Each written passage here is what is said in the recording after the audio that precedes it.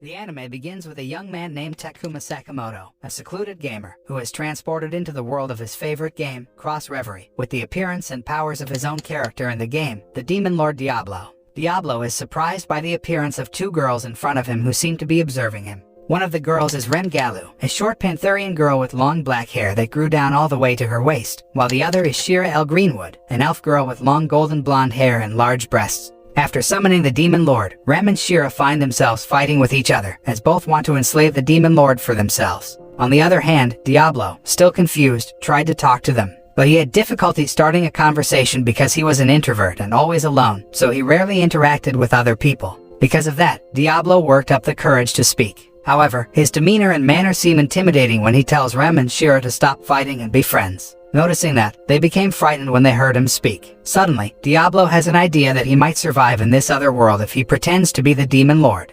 Shortly afterward, Diablo used his magic to make Rem and Shira shake hands with a smile to end their bickering. At the same time, they were startled by the sudden appearance of the collar attached to their necks. Diablo, who saw that, looked surprised, but he had no idea why it could happen to them. Soon after, they returned to the city with Diablo walking behind them.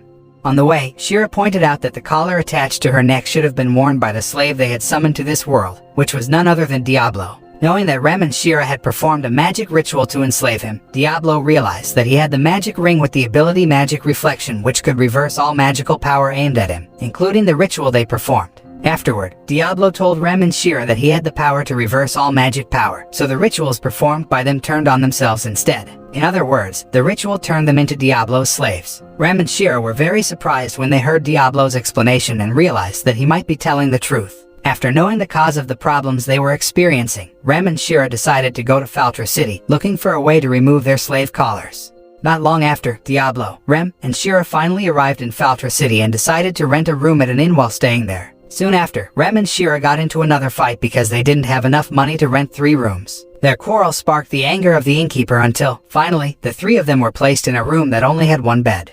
When they entered the room, Diablo, Rem, and Shira were startled by a knock on the door and found a young woman named Celestine Baudelaire, who came to them with her bodyguards. Celestine is the head of the Mage Association in Faltra City and is responsible for the magical barrier around the city. Celestine, who has been keeping an eye on Rem for a long time, intends to interrogate her and her companions regarding the slave collars that were suddenly attached to their necks. Thinking that Celestine might be able to help remove the slave collar on Rem and Shira, Diablo told her about them, who tried to perform a ritual of enslavement against him. And the ritual turned on them. He said he couldn't remove the slave collar from their necks. After that, Diablo asks Celestine about her real reason for meeting them because he assumes that she might be hiding something from Rem's attitude when dealing with her. However, one of Celestine's bodyguards, a man named Galuk, blamed Diablo for asking his superior something in a bad manner. Diablo, who pretended as the Demon Lord, immediately gave off a terrifying aura to intimidate the bodyguard for reprimanding him. Celestine, who saw this, tried to relieve the tension between them and chose to leave that place because she didn't want to cause a commotion. After Celestine and her bodyguards left the place, Diablo asked Rem about her real identity and why the head of the Mage Association, like Celestine, would bother to come to see them. Since he refused to say anything, Diablo forcefully led her into the room to interrogate her. In the room, Diablo persuaded Rem to tell all her secrets and promised to help her solve her problems. At first, she refuses to tell her secret, so Diablo is forced to intimidate her to reveal that. Finally, she reveals that her body is sealed by the soul of the Demon Lord Krebskalm. Hearing this, Diablo was very surprised because Krebskalm is the greatest boss in the game Cross Reverie, which is very difficult to beat. Rem then tells him that her goal in life is to rid Krebskalm's soul from her body. However, she couldn't do that because the only way to rid his soul was to sacrifice her life. She also said that her mother was Krebskalm's victim before she finally passed away. After hearing Rem's explanation, Diablo promised to help her destroy Krebskalm's soul in her body and find a way to get rid of it without sacrificing her life. Rem, who heard his words, suddenly felt moved and cried because, for the first time in her life, she met someone who cared for her and promised to help her. In the evening, Diablo, sitting alone outside the inn, was approached by Galuk and several bodyguards from the Mage Association. Galuk, who was still annoyed with him because of what happened this afternoon, tried to attack him by taking out a level 30 salamander monster. Galuk felt confident that Salamander could defeat Diablo, but what happened was just the opposite. The attacks launched by Salamander did not work on Diablo, which revealed that he was at level 150, indicating that he was much stronger than Salamander. Diablo then cast his magic wand and could easily defeat Salamander. The next day, Rem and Shira invited Diablo to register with one of the adventurer guilds in Faltra. While walking around the city, Diablo realized that most of the inhabitants of Feltra City were not humans but a half-human, half-animal race. Diablo, who remembered his fight against Galak last night, asked about the level of power in that world. Shortly after, Rem informs that all beings in this world must have a strength level. She is at level 40. Whereas Shira doesn't know her strength level because she has never registered in any guild, so she has never measured her strength level. After that, Diablo and his comrades finally arrived at the Adventurers Guild and decided to register immediately. After filling out the registration form, they were asked to do blood stamps to prove their loyalty to the guild. Then, Shira and Diablo were asked to touch a power measuring mirror to measure their strength. After touching the mirror, Shira finally discovered that her strength level was 30, while Diablo accidentally caused the mirror to become damaged due to his great power. Upon knowing that the power measuring device has been broken, the guild master, Sylvie, meets Diablo and his comrades to discuss this. She told him that the power measuring device had become damaged because Diablo had powers that the device could not measure. Because of that, Sylvie openly told him that he might not find a quest that matched his strength in the Adventurers Guild. However, Diablo didn't mind that because he just wanted to earn money and didn't really care about the missions. After reaching an agreement, Sylvie quests Diablo and his comrades to kill a Madara snake in the man-eating woods. Sylvie thought the quest might match Diablo's strength because Madara snake was dangerous. She felt a little suspicious since the client who registered the quest was from the Mage Association. Even so, Diablo and his comrades still accepted the quest. Arriving at man-eating woods, Shira realized someone was watching them from behind the trees. Diablo then used his magic, and it was revealed that what was watching them was a squad of elves who revealed that Shira was the princess of Greenwood.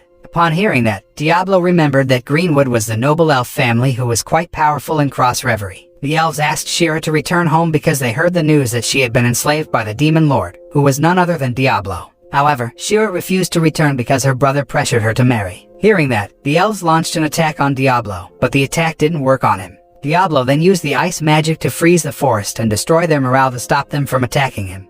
At the same time, Galak, who tells the elves where to find them and desires revenge against Diablo, comes out of hiding and berates the elves for their failure. He then retreats after being reprimanded by Rem for committing a lie by registering the quest regarding Madara Snake. Afterward, Shira tells the elves to return and tell her brother that she is never coming home. Arriving at the inn, Shira and Diablo went into the room and talked about Rem and Krebskalm. Shira, who thought Diablo only cared about Rem, hugged him, said that she needed him too, and wanted to always be by his side. The next day, they met Sylvie, who apologized for what happened to them in Man-Eating Woods because she didn't know about Galak, who had sabotaged the quest to trap Diablo. Sylvie then offered a new quest that Celestine directly registered as the head of the Mage Association. Surprisingly, the quest was easy, but the rewards were quite large. Knowing that the quest was from Celestine, Rem refused to participate. Even so, Diablo and Shira decided to do that because they had run out of money. Fortunately, the quest was easy because they were only assigned to deliver the refreshments to the guards at the Bridge of Ulug. Soon after, Diablo and his comrades realized that the quest might have been given to them as compensation for Galak tricking them into using the name of the Mage Association. When they were about to go on a quest, they were surprised by the appearance of Emil by Chelberger, a warrior responsible for evaluating the level of warriors in the Adventurers Guild in Feltra. Emil, who calls himself an ally to all women, challenges Diablo to fight with him because he thinks Diablo has enslaved Rem and Shira. Because Emil's power level was far below his, Diablo could easily defeat him.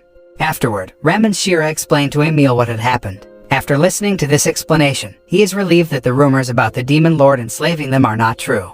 When Diablo and Shira arrive at the Bridge of Ulug, they are confronted by the guards, who assume that Diablo is from the demon race. But the misunderstanding was soon cleared up when one of the guards told his comrades that Diablo was the one rumored to be the Demon Lord. The guards then informed him that they had received information about an army of demons who were about to attack their fortress. Upon hearing that, Diablo decided to help the guards against the demons because he had learned about the power of the demons that were far stronger than humans, making it impossible for the guards, who were ordinary humans, to win the battle against the demons. Not long after, an army of demons led by Edelgard finally arrived at the place and prepared to launch an attack. The guards suddenly felt scared because of the huge number of demonic troops and their scary appearance. Afterward, Diablo had Shira and the guards take cover in the fortress while he fought the demons alone.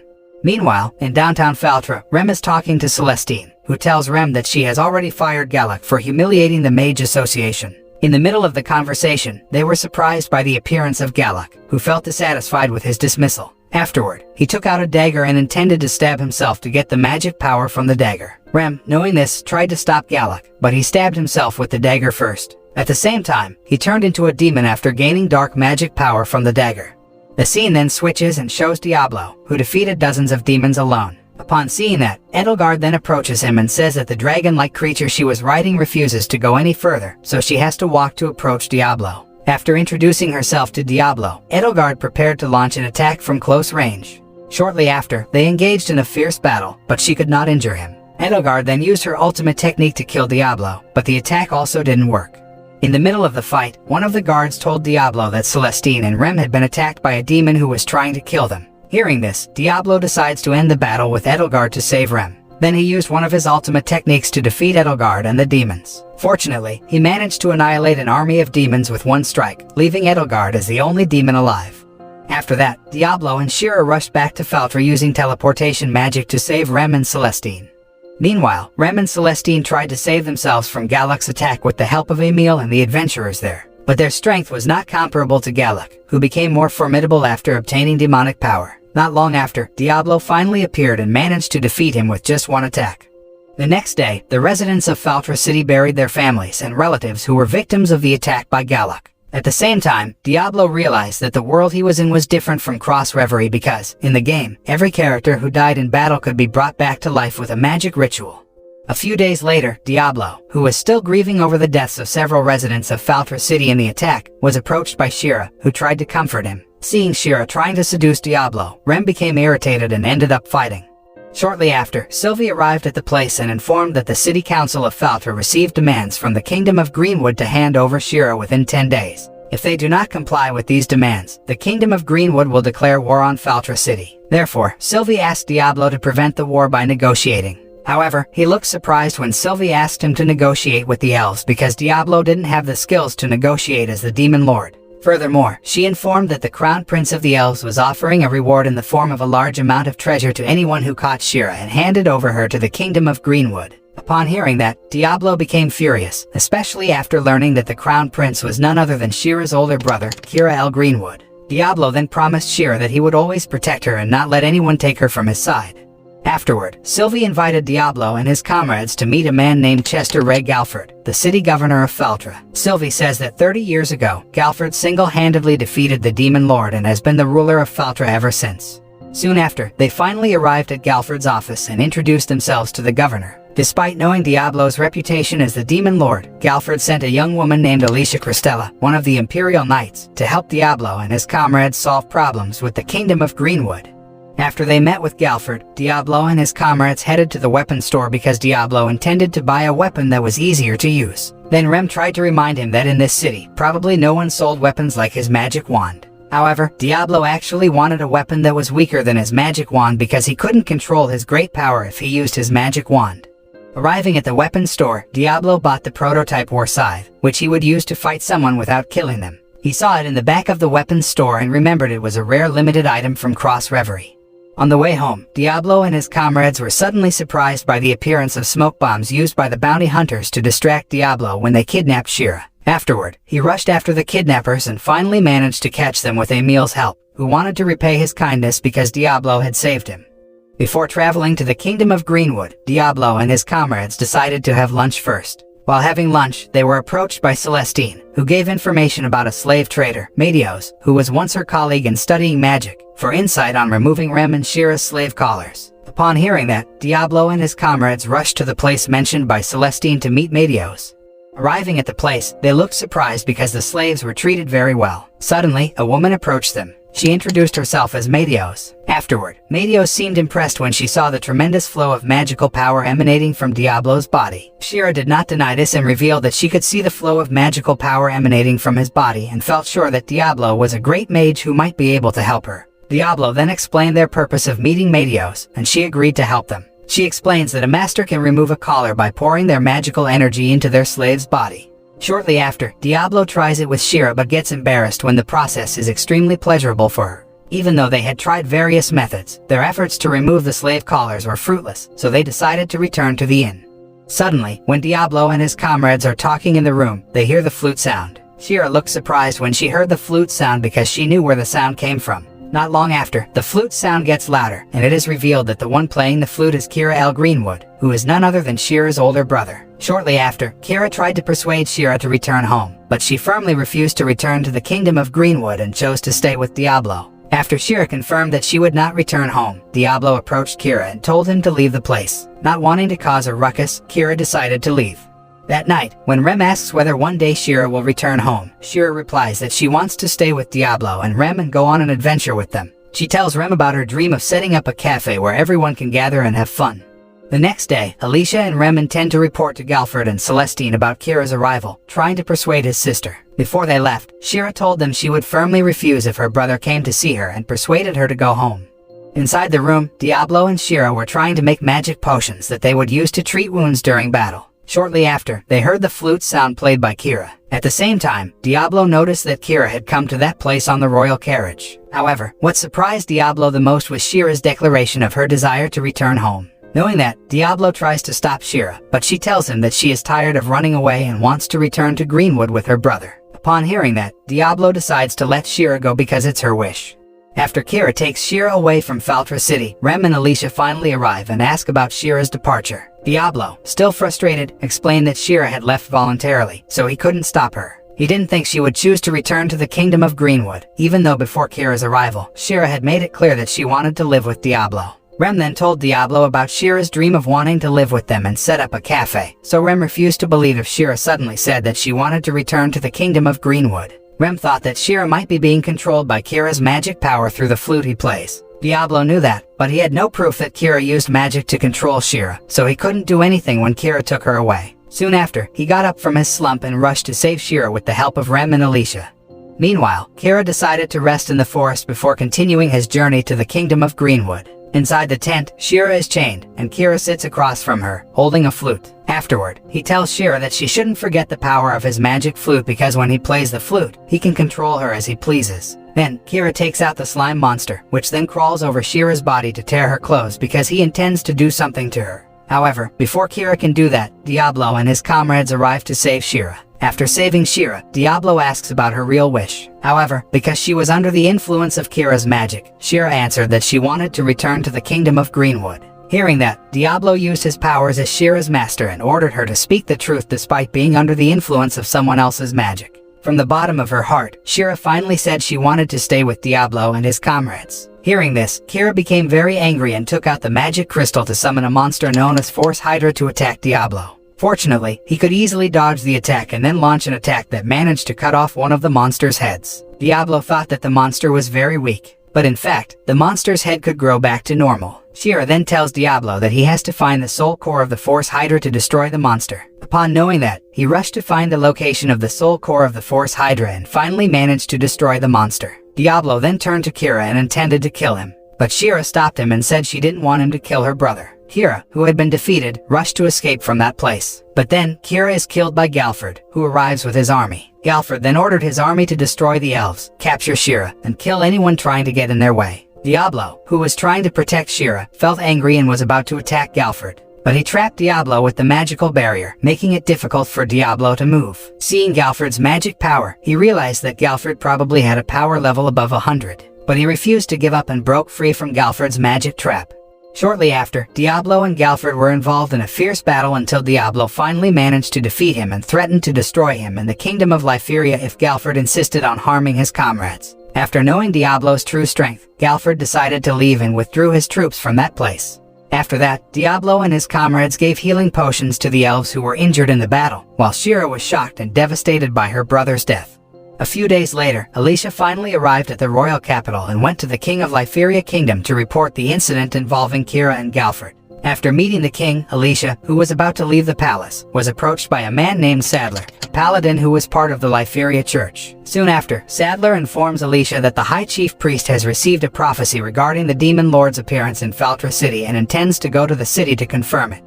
The scene then switches to Rem and Diablo teaching Shira how to do summoning magic. After trying to use summoning magic several times, Shira finally manages to summon a low-level summon beast that looks like a round and stout turkey. Its capability of flight and its special skill is called Shared Vision, an ability where the summoner can see the things that the summoned beast sees.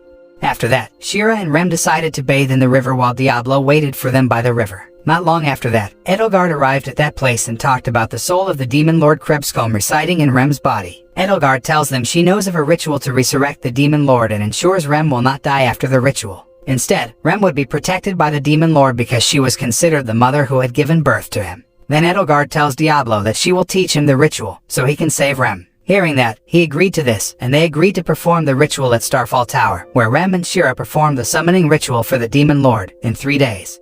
After returning to the city, Diablo and his comrades are approached by Alicia, who informs him about Sadler, who has been in Faltra City to kill the Demon Lord and anyone else identified as his worshipper. Soon after, Alicia reminded Diablo that Sadler had over 100 power levels, which meant that he was a tough enemy to beat when they were on opposing sides. Upon hearing that, Diablo became worried because he always told everyone that he was the Demon Lord, so Sadler would definitely target him. When they were about to return to the inn, they instead met Sadler and his army, who wanted to confirm the existence of the Demon Lord in the city. Despite being warned by Alicia, Diablo introduced himself as the Demon Lord in front of Sadler. Sadler, who heard that statement, prepared to use his magic to turn him into stone. Fortunately, Diablo acted faster by using his magic ring and reversed the magic until Sadler turned to stone. Because their leader had been defeated, his army decided to retreat while taking Sadler away. Not long after, Diablo and his comrades finally arrive at the inn, where Rem intends to tell Alicia about the Demon Lord Krebscombe's awakening ritual. Shira agreed because Alicia was their comrade. However, Diablo didn't say anything because, for some reason, he had a bad feeling about Alicia, especially since she was an Imperial Knight, just like Sadler. A few days later, Diablo and his comrades finally met Edelgard at Starfall Tower to perform a resurrection ritual. Then Edelgard explains that Diablo must pour his magical energy into Rem to release the Demon Lord Krebscombe. Despite his embarrassment, he does it, and it emerges as a hideous demon, but then it transforms into a cute little girl. After that, Krebscombe intends to kill Diablo and his comrades and exterminate humans. But Diablo and his comrades tried to persuade him, and Shira innocently tried to offer him the biscuits, thinking he might be hungry. After tasting the delicious biscuits, surprisingly, Krebscombe became interested in tasting more delicious food and decided not to destroy the world or wipe out the human race. On their way back to Faltra City, Diablo and his comrades were surprised by the appearance of a demon named Eulorex, the Demon Lord's servant. Eulorex intended to annihilate the residents of Faltra City to celebrate the Demon Lord's resurrection. However, Krebscombe rejected the idea and ordered him not to kill humans. Upon hearing that, Eulorex suddenly felt shocked and assumed that the awakening ritual had not been fully completed and intended to kill Krebscombe. Shortly after, Edelgard tried to prevent Eulorex from killing Krebscombe, but she was no match for him. After Edelgard was defeated, Diablo intervened and attacked him. Suddenly, a fierce battle ensued between them until Diablo finally defeated him after reversing his magic. After defeating Eulorex, Diablo and his comrades continued their journey and decided to call Krebscombe Clem to hide his identity as the Demon Lord. Upon arrival at the inn, an exhausted Diablo is embarrassed when Shira and Clem strip and rub against him to deliver their magical energy. At the same time, in private, Alicia remembers how she suffered from abusive parents and superiors and wants Krebscombe to wipe out all the mortal races. Meanwhile, Sadler turns back to flesh and vows revenge. The next day, Diablo and his comrades took Clem to a restaurant for lunch. However, when they are about to return to the inn, Rem and Clem get separated from Diablo and Shira. While separated from Shira and Diablo, Alicia betrays Rem and Clem to Sadler, and they are arrested because she tells Sadler that they are the worshippers of the Demon Lord. It turns out that Alicia's plan is to traumatize Clem to make her return to her true self. After that, Sadler takes them to a church where he intends to torture Rem until she confesses to worshipping a Demon Lord. On the other hand, Diablo and Shira search for them while a massive army of fallen marches toward Faltra City. When Clem tries to protect Rem, Sadler attempts to strike her. Seeing that, Rem protects Clem with her body. Because of that, Clem snaps and returns to her original demon form. She kills Sadler and blows up the church. As she rampages, Diablo and Shira arrive. Meanwhile, Alicia joins the army of the demons, and she, Edelgard, and Eulorex celebrate the return of the true Krebscombe. As Shira treats Rem's injuries with potions, Diablo battles Krebscombe and greatly damages her but cannot keep her down. After Emil protects the girls from the attack, Rem reveals she is alright, causing Krebscombe to revert to the little girl who is Clem. After that, the army of demons turns on Alicia for her failure, but Edelgard holds them off and tells her to flee.